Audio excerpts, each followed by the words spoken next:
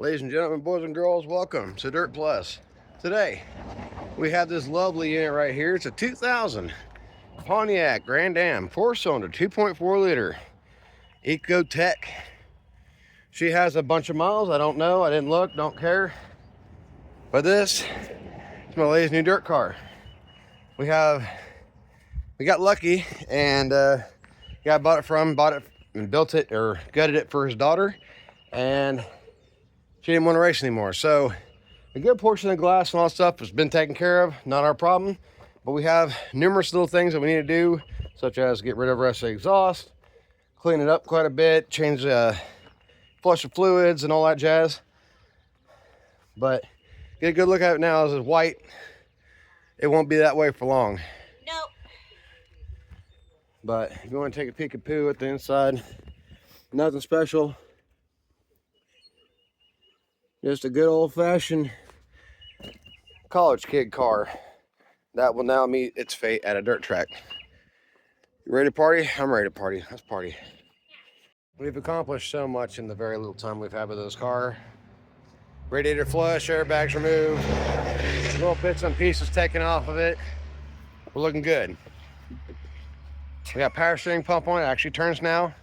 And now the friggin' Dingosaurus Rex wants to break the glass, so. Safety first, children.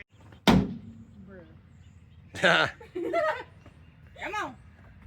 Get after it. Bruh! Hit it in the middle. Oh, okay.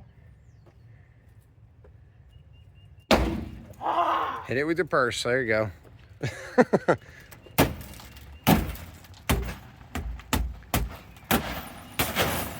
you go. Keep going. Easy as that.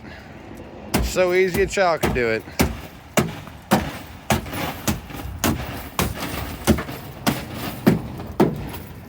Ingenuitive around here. You got tarp catching 99% of the glass.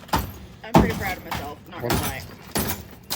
Well, considering the vacuums are broken, we don't have a way to suck the shit out of there. Gotta get creative.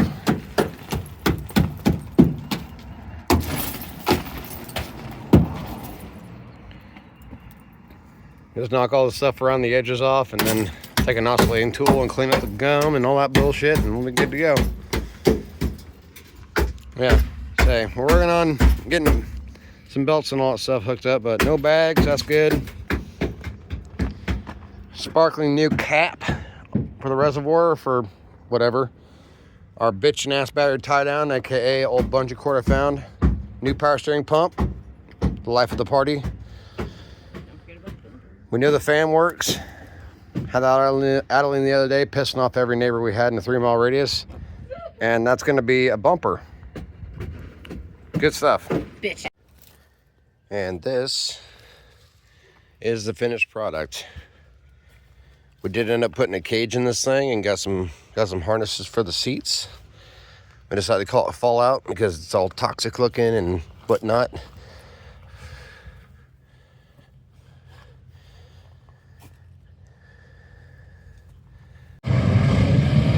There she goes.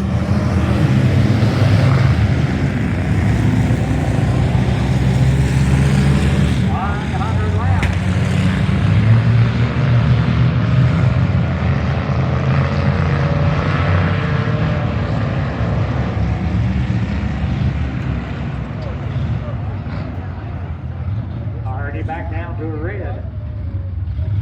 That was quick. Flag for the nation. Green flag. And they're off.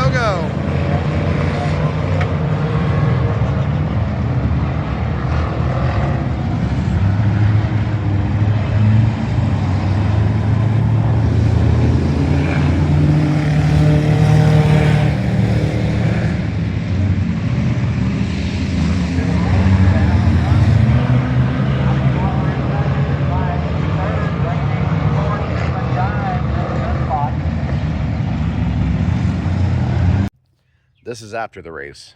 I didn't get any footage between knocking the glass out and the race. And I do have in the little bit that you saw, I'll explain a little bit, but there's a little ding up here. Got a little rough housing right there. And there's also this right here. So you can kind of see the wheels kind of pointed out a little bit, like it wants to take a left turn. She was doing a fantastic job and driving it like she stole it. Couldn't have been more proud. The unfortunate part is when you drive like that, consequences. They do end up poking their big old head out. And she got into a hornet's nest of people, and it got beat up back and forth on the rear section of the car there. And my daughter was in the car. She was in the passenger seat for her first time at a track in a car doing this kind of stuff. It got really loose as far as the turning of the wheels. She pulled off after about 15, 20 laps or so. And we went to the pits to check out and see if we couldn't find out what the scoop was. And we didn't see anything hanging or broken off or anything like that. I did what you're not supposed to do. It's in the rules, you're not supposed to do this. I hopped in the car. I said, get out, I'll go find out. I'm gonna go see if this thing's gonna break. I wanna break it right now. So if we need to find another car or do whatever, we can do that. But let me go beat the ever living out of this thing. I hopped in the car, I took it out, and I ended up getting us to 8th place. Again, not supposed to do that. I told her to go turn in the transponder, don't take the money, just go turn the transponder in, we'll load this thing up and get out of here. Somebody, I know who said it, but somebody called us out for swapping drivers.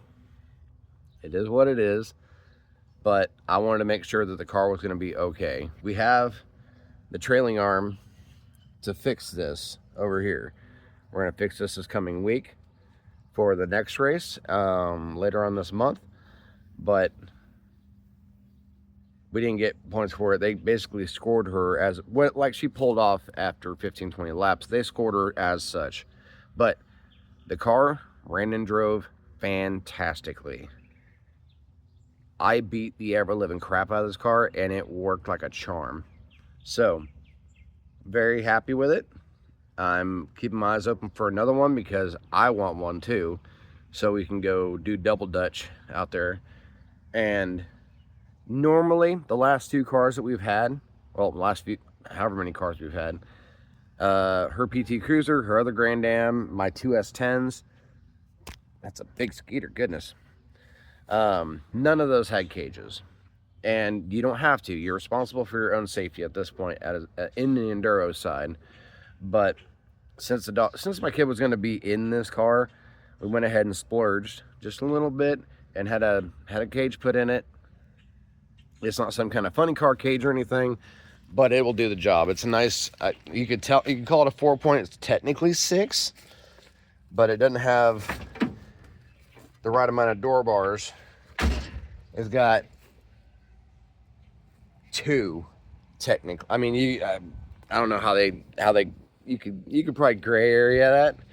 It's got like 2, 3 door bars. It's not enough to run an actual series. This is a test subject, because I checked the times.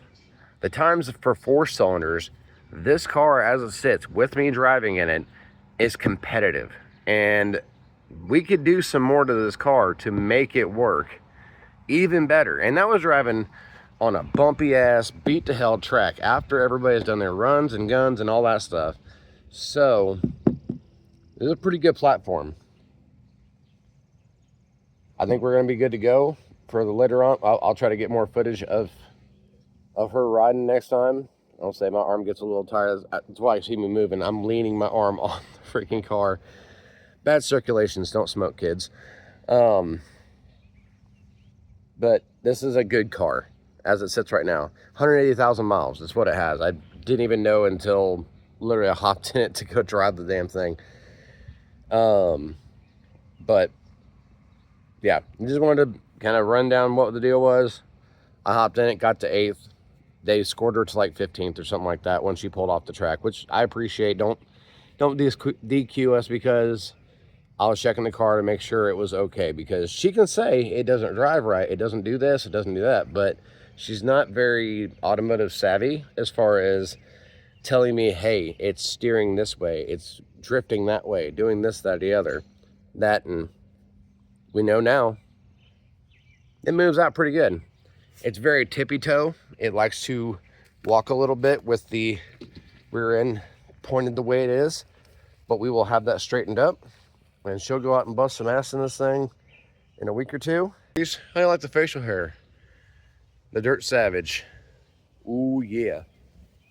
I saved that. I was trying to save that for promos on the track because it hurts the hell out of my voice doing that stuff. I would like to get a race seat for this and maybe put a couple door bars in it just so we could run it on a weekly series and not have to just do 100 laps every freaking time.